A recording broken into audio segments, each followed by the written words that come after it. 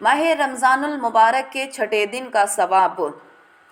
حضرت رسول خدا صلی اللہ علیہ وآلہ وسلم نے فرمایا ہے کہ ماہ رمضان المبارک میں اللہ تعالیٰ چھٹے دن تم کو بہشت دارالسلام میں 1,00,000 شہر عطا کرے گا۔ کل ہم نے بیان کیا تھا جنت الماوا کی بات ہوئی تھی، اور آج بہشت دارالسلام کی بات ہو رہی ہے۔ ٹھیک، ہر شہر میں 1,00,000 گھر ہوں گے، ہر گھر میں 1000 ذرائع طولانی 1,00,000 تخت ہوں گے، اور ہر تخت پر ایک بیوی حور العین ہوگی جس کے پاس 30,000 ملبوسات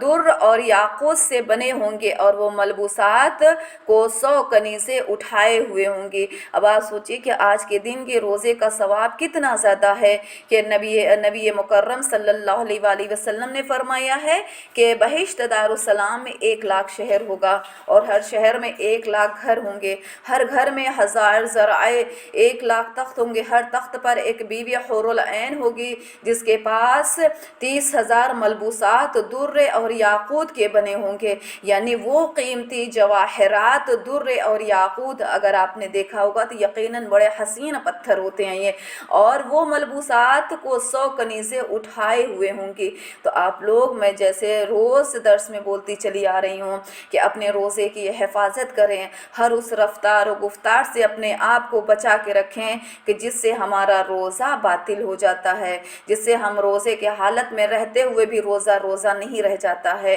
کیونکہ صرف روزہ بھوک اور پیاس کا نہیں نام ہے ناظرین کرام، بلکہ روزہ ہمارے وجود کو بدلنے کا نام ہے کہ ہم جیسے روزے کے عالم میں ہیں، جس طرح ہم اپنے نفس پر قابو پا لیتے ہیں کہ پانی سامنے ہوتا ہے، پینے کی تمنا ہوتی ہے، لیکن نفس پر کنٹرول اتنا ہے کہ ہم پانی کو پیتے نہیں ہیں، بھوک لگتی ہے، کھانا سامنے ہوتا ہے لیکن ہم کھانے کے جانب متوجہ نہیں ہوتے ہیں۔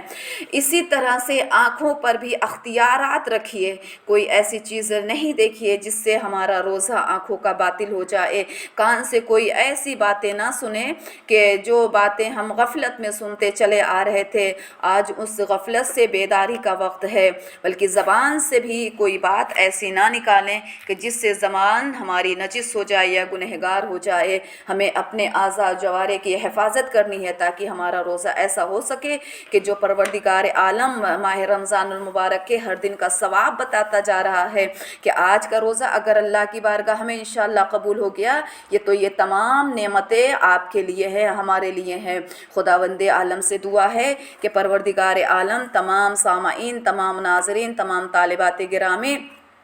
اس درس میں شرکت کرنے والوں کی تمام عبادتوں کو، خاص کر روزہ نماز کو، پروردگار عالم اپنی بارگاہ میں قبول کرے اور اجر کثیر عنایت کرے انشاءاللہ۔ ماہ رمضان المبارک کے چھٹے دن کی دعا۔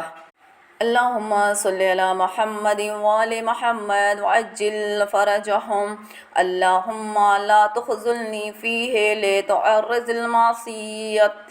ولا تضربنی بالسیئات نقمات وزحزنی فیہ من موجبات سخطک بمنک وایادک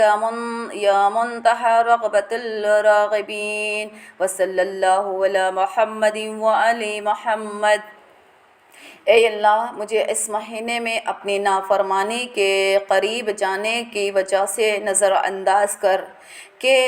تنہا نہ فرما، مجھے اپنے انتقام کے تازیانوں سے نہ مارنا، اور آج اپنے فضل و احسان کا واسطہ مجھے اپنی ناراضگی کے کاموں سے بچائے رکھنا۔ اے رغبت کرنے والوں کی آخری امید گاہ، آج ہم پروردگار عالم سے کیا مانگ رہے ہیں کہ اے اللہ، مجھے اس مہینے میں اپنی نافرمانی کے قریب جانے کی وجہ سے نظر انداز نہ کرنا، اور نہ ہی مجھے تنہا چھوڑ دینا، مجھے اپنے انتقام کے تازیانوں سے نہ مارنا، اور مجھے اپنے فضل و کرم احسان کا واسطہ مجھے اپنی ناراضگی کے کاموں سے بچائے رکھنا۔ اے رغبت کرنے والوں کی آخری امیدگاہ ہے، یعنی آج کے دن ہم اللہ سے کیا مانگتے ہیں؟ اگر ہم نے نافرمانی کی ہے، نافرمانی کرنے کی وجہ سے ہم اللہ سے قریب نہیں ہو رہے ہیں، تو ہم اللہ سے کہہ رہے پروردگارا تو ہمیں نظر انداز نہ کرنا۔ کیوں نہ کرنا؟ کیونکہ اگر تو نے خدا نخواستہ نظر انداز کر دیا تو پھر اس سے